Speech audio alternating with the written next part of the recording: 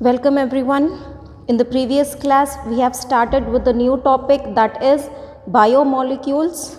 We'll move to that is next topic. Here we said that when we did this chemical analysis or this elemental analysis, so what the things, the compounds which we get is, those are the amino acids, those are fats, those are nucleic acids. So today in this class we'll be dealing with this amino acids. What are amino acids? Here these amino acids are the building blocks of proteins. These are the monomers which helps in the formation of a polymer called as protein. So amino acids are the building blocks of proteins. Proteins are made up of amino acids. What in actual is amino acid? Let us see. So here amino acids are the compounds. Amino acids are the compounds. Here organic covalent compounds which are crystalline in nature, and they have high melting points. They have high melting points like salts. So amino acids are covalent compounds. They are crystalline in nature and they have high melting points. They have high melting points like the salts. Salts have high melting points. So in the similar manner, amino acids also have high melting points like salts. So amino acids are the compounds which have high melting point and which are crystalline in nature.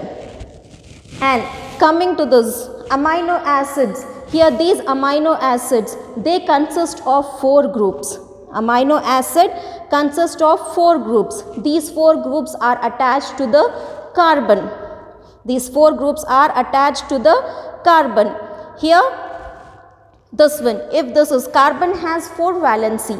Carbon has 4 valency. If this is one, if this is the carbon, it has 4 valencies. Carbon will have 4 valency. Here to this carbon 4 groups will be attached in amino acid. So the first group will be an acidic group. The first group will be an acidic group. The second group, it will be an amino group. It will be an amino group. And the third will be a hydrogen. The third will be a hydrogen. And fourth, it will be an R group. It is a variable group. So it can vary. It is a variable group. The R group, it is a variable group.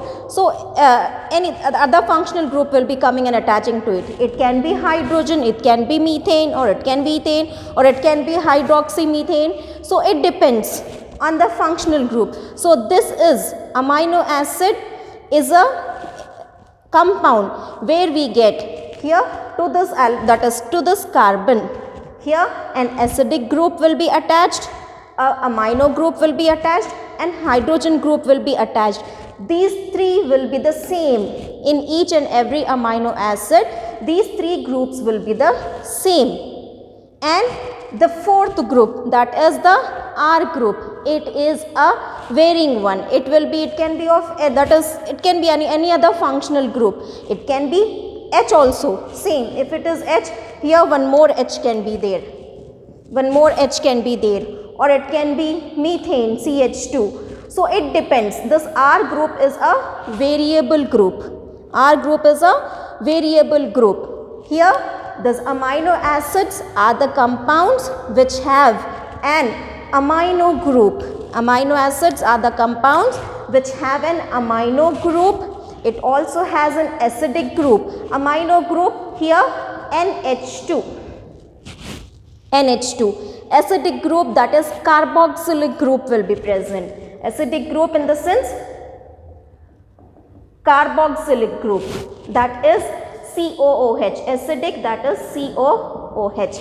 A carboxylic group will be present, that is acidic group.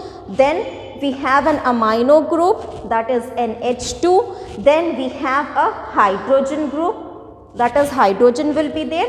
And we have a variable R group. So this will be your R. R is variable. So these 4 together makes a amino acid. So here in this amino acid is a compound in which to this alpha carbon carboxylic group is attached. Alpha carbon in the sense to the carbon, if a carboxylic group is attached, directly attached to the carbon, then it is called as a alpha carbon. Here to this carbon carboxylic group is attached. I'll remove this. So here this is the carboxylic group. To this carbon, if the carbon is directly attached with the carboxylic group, then this carbon is called as alpha carbon and the amino acid is called as alpha amino acids. Okay. So if this carboxylic group or acidic group is directly attached to this alpha carbon in the sense the carbon to which the that is carboxylic group is directly attached. So here with this alpha carbon here, and we have this carboxylic group, we have this amino group, we have this hydrogen group, and we have an R group. Okay, so this is what is a that is amino acid consists of. Amino acid consists of 4 groups. Amino acid consists of 4 groups. One is the amino group, another is the carboxylic group, the third is the H group, and the fourth is the R group, which is variable.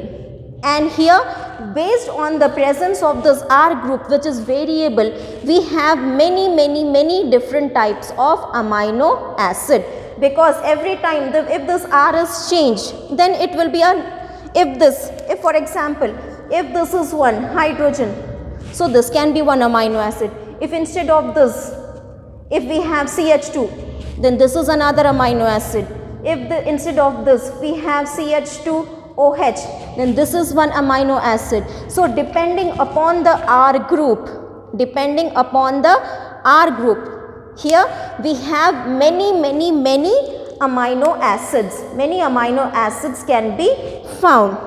But in proteins, the proteins which are present in our body, they have only, that is there are only 21 amino acids. The proteins which are present in our body, they are consisting of only 21 amino acids.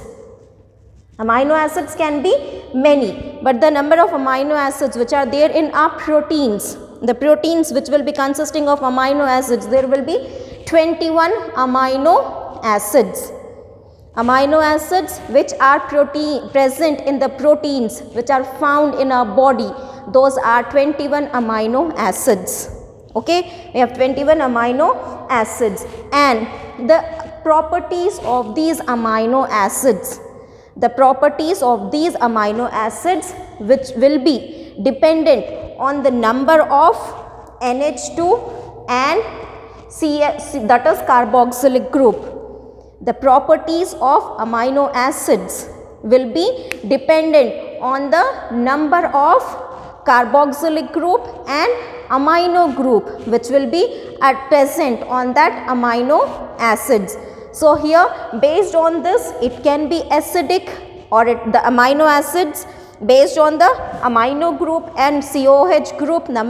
Here this amino acids can be acidic, it can be basic, or it can be neutral based on the number of carboxylic group. And here these amino acids, the properties of amino acids can be, here it can be, the amino acids can be acidic, the amino acids can be basic, and the amino acids can be neutral. Okay, so here the example of an acidic amino acid is glutamic acid, aspartic acid. So these are the examples of acidic amino acids. Here this one, the basic amino acid, glycine is a basic amino acid. Glycine is an amino acid which is basic in nature. Aspartic acid, glutamic acid, these are the two different amino acids, and these are acidic in nature. And here valine, example amino acid called as valine, it is neutral in nature. It neither has acidic charge nor basic when it is neutral. So based on the presence of this carboxylic group and the amino group, the properties of amino acids will be different. So here it can be basic, it can be acidic, or it can be neutral. It can be neutral. And I already said you this R group is variable. So it can be a hydrogen. It can be a hydrogen. It can be a methyl group, and it can be a hydroxy methyl group. So here if we see the structure, here this COOH is present, amino group, that is carboxylic group is present, amino group is present, and RH group is present, and this one is the R group. This one is the R group. Here now this R group, in this R group here it can be hydrogen. The R group can be a hydrogen. So this is the R group, so it will be consisting of another hydrogen. So this is one hydrogen, this is one hydrogen, two hydrogens groups are there in this one. Now here coming to this, it can be hydrogen, I said R can be hydrogen, R can be methyl group, that is CH2. Instead of R we have written this R is nothing but a methyl group. This is a hydrogen group. This is a hydrogen group. This is a methyl group. The R can be H, the R group can be H, the R group can be methyl, the R group can be hydroxy methyl. This is the R group. It is hydroxy methyl group.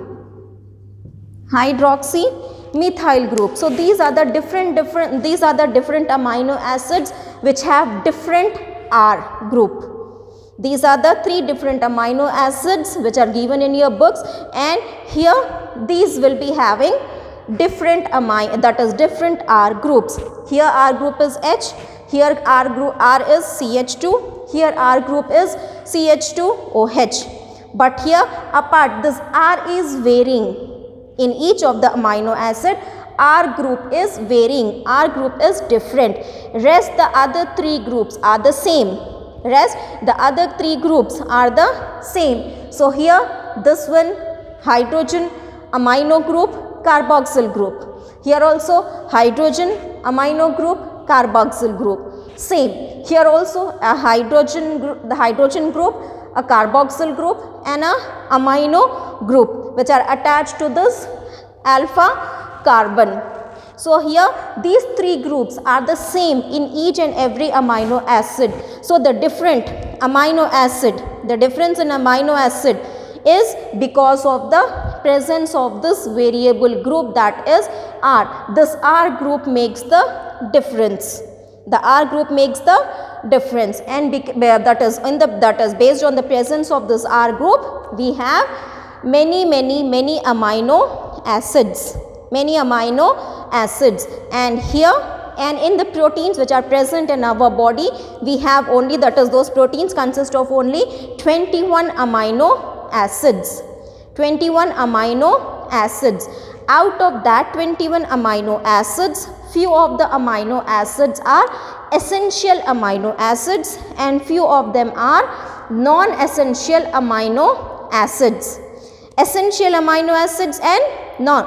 We said that we have 21 amino acids. Out of this 21 amino acids, few amino acids are called as essential amino acids and few of them are called as non-essential. We'll move to that essential and non-essential in the next video. But coming to this, we said that amino acids are the compounds which are crystalline and they have high melting point like salts. They have high melting points like salts. So here if we see this one, this is the amino acid. It is a amino acid. So here this one NH3, this is the amino group. This is a amino group, that is COO. This is a carboxylic group. This is a carboxylic group. This is the amino group. This one This amino group, this is the amino group. This carboxylic group, this is the carboxylic group. And this we have H, this is the hydrogen group. And this is the R. So this is the structure, that is a salt-like structure of amino acid. This is the salt-like structure of amino acid. So here amino acids, they are ionizable in nature. They have ionizable property. That is, they can transfer the protons.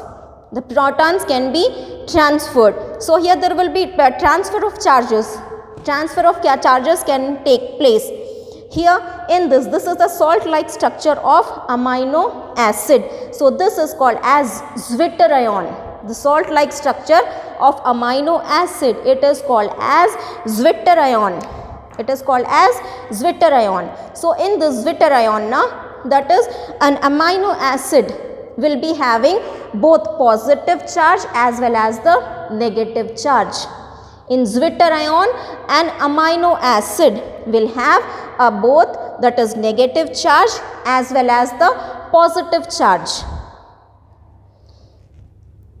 Here now, when we have a positive charge as well as negative charge, then the charge of the amino acid, here a negative charge is there, here a positive charge is there. So here now the overall charge of this amino acid will become 0. The overall charge of this amino acid will become 0. That is, the charge will be 0. 0 charge.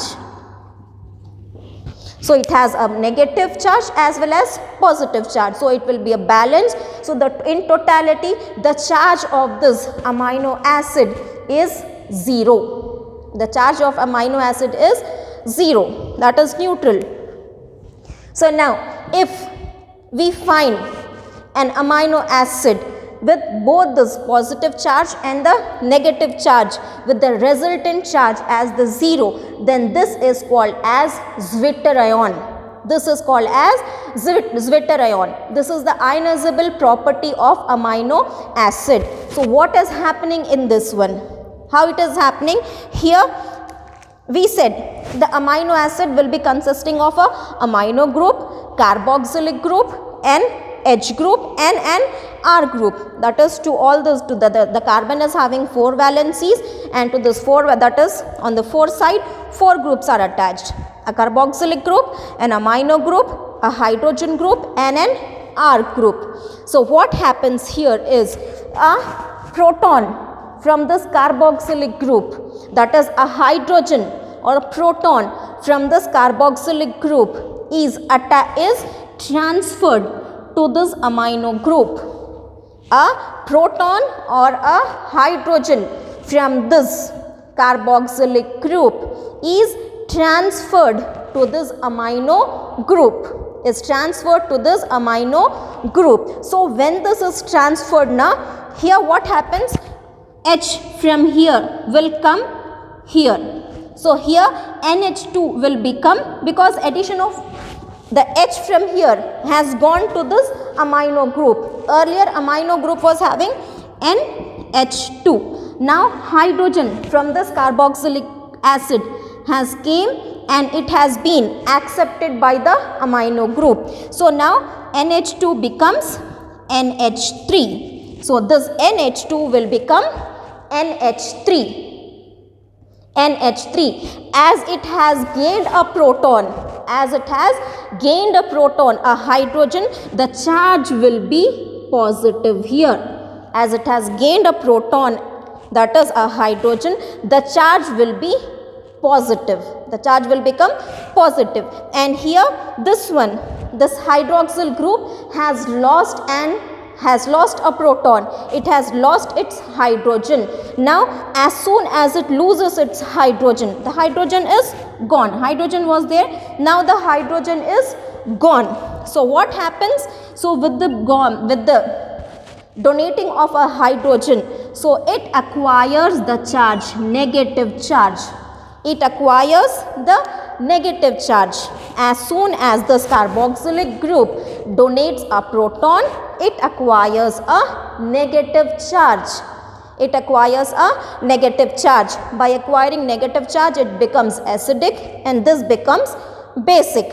So here it has both the charge, a positive charge that is basic and a negative charge that is acidic. So here if a amino acid has both this negative charge and positive charge at the same time, then this one is called as Zwitter ion. This one is called as Zwitter ion, and on the Zwitter ion the net charge will be 0. The net charge will be 0. So here now this was about the amino acids, that is each amino acid will be consisting of 4 groups. Okay, a carboxylic group, a amino group, a hydrogen group and an R group. R group is a variable group. It can be varying, that is any group can be attached. It can be a hydrogen or it can be a methane, it can be an ethane, it can be a different group. Okay, and based on the presence of this number of carboxylic group, here the amino acids can be acidic or it can be basic or it can be neutral. And here there is one important ionizable property of amino acid. So in this ionizable property of amino acid, here amino, that is the carboxylic group, will lose a proton and the amino group will gain a proton. So with this losing and gaining of the proton, here the charge on this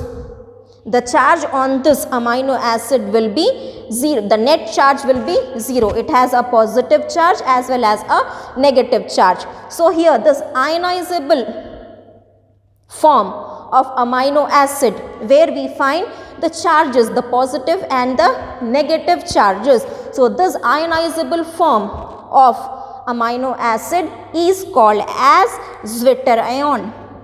It is called as Zwitter ion, and on the Zwitter ion the resultant charge will be a 0. The resultant charge will be 0. So this was all about amino acid.